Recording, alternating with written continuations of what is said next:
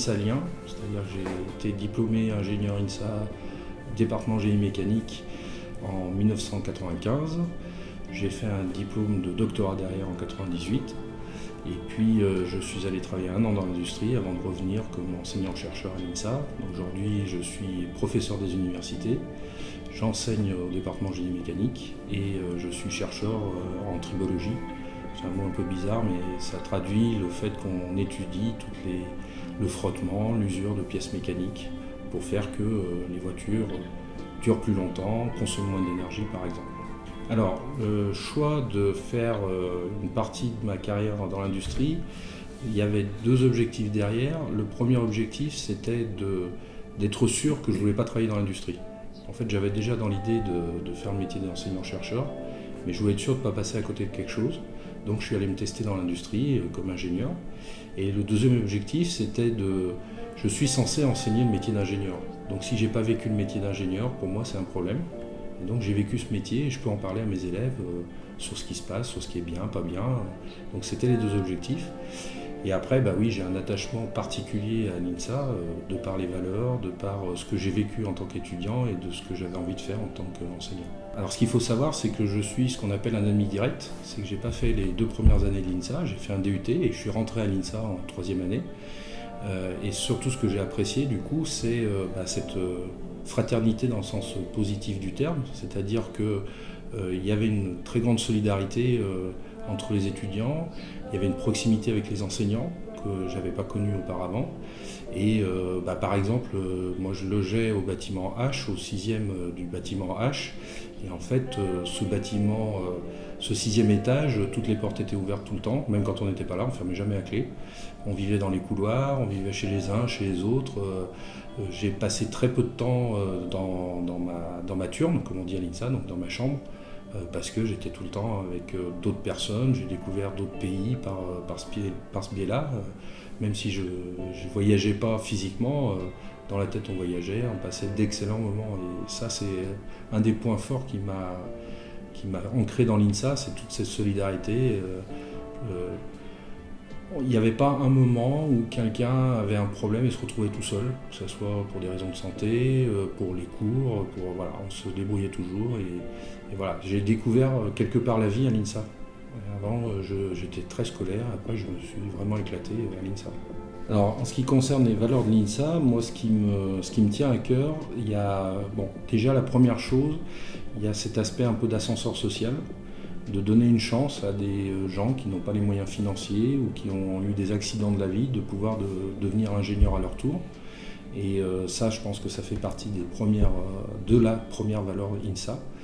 Et ensuite, ce qu'on dit souvent, par exemple, quand on interroge les industriels, ils apprécient énormément le côté humble des ingénieurs INSA. C'est-à-dire qu'on n'arrive pas en terrain conquis, on essaye d'apprendre ce qui se passe, de comprendre les gens. Le respect aussi des autres personnes, en particulier par exemple des ouvriers. On n'arrive pas en disant « moi je sais faire, je vais t'apprendre ». Humaniste, c'est un grand mot qui veut dire beaucoup de choses, mais pour moi c'est être à l'écoute des autres, dans le respect, et puis rester humble en toutes circonstances. On ne détient pas toute la vérité, il y a plein de choses à apprendre de plein de personnes, et voilà, c'est les points forts, me semble-t-il, de l'INSA aujourd'hui. Alors j'avais une sensibilité pour tous les trucs un petit peu exotiques, et là j'ai été servi parce qu'effectivement le modular science, c'est plonger les étudiants en complet décalage par rapport à ce qu'ils ont l'habitude de vivre. Par exemple, nos ingénieurs en génie mécanique, ils sont plutôt dans la pensée de travailler sur des moteurs d'avion, sur des éoliennes, mais travailler pour un artiste qui veut une boîte qui s'ouvre à tel moment de la journée et qui fasse un cri d'animal, ça ils ne sont pas très habitués. Et puis il y a aussi le fait que le temps de l'artiste n'est pas le temps de l'ingénieur. Le cahier des charges de l'artiste n'est pas le cahier des charges de l'ingénieur. Un artiste, il a des contraintes énormes. Il va par exemple créer pour une exposition, donc il connaît la date de son exposition et il faut que l'objet soit prêt pour cette exposition. L'ingénieur souvent il va dépasser un petit peu les délais parce qu'il va s'arranger sur des nouvelles solutions qui seront plus bénéfiques. Donc ça c'est quelque chose d'assez contraignant pour les étudiants. Alors l'INSA, l'évolution de l'INSA, l'INSA du futur, ça c'est un vaste débat. Moi je pense qu'il faut déjà revenir aux fondamentaux de l'INSA. Il faut relire ce qu'ont écrit Jean Capel et Gaston Berger. Moi je suis assez convaincu qu'on doit revenir sur des notions de solidarité plus fortes à l'intérieur de l'INSA, mais aussi dans notre rôle à l'extérieur. Je dis souvent à mes étudiants que en tant qu'ingénieurs, en fait, ils sont dans les premiers acteurs de la société et ils peuvent la changer, la société. Ça sera sûrement plus facile de faire évoluer les choses en tant qu'ingénieur en faisant des bons choix à un moment donné, par exemple pour l'environnement, par exemple pour une économie plus solidaire peut-être, pour une économie et des produits plus en respect avec l'environnement. Donc ça, je pense que c'est par ce biais, on peut revenir par les fondamentaux, on peut revenir à des choses qui sont importantes pour notre société. Après, d'un point de vue formation, moi j'espère qu'un jour on va, par exemple, on pourrait rentrer dans le département et en fait nos élèves seraient en train de travailler sur différents projets, des projets qu'auraient apporté des entreprises, qu'auraient apporté des artistes, qu'auraient apporté des chirurgiens ou qu'eux-mêmes porteraient. Et en fait ces projets, ils travailleraient dessus au quotidien et ils viendraient voir les enseignants qui ne seraient plus non plus des passeurs de connaissances, mais plus des ressources. Et puis progressivement, ils apprendraient sur 3 ans leur métier en travaillant sur ces projets, en approfondissant les choses.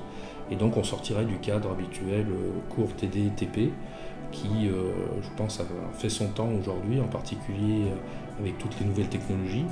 Alors un message aux INSAliens d'aujourd'hui. Mes chers INSAliens, commencez déjà par profiter un maximum de la vie.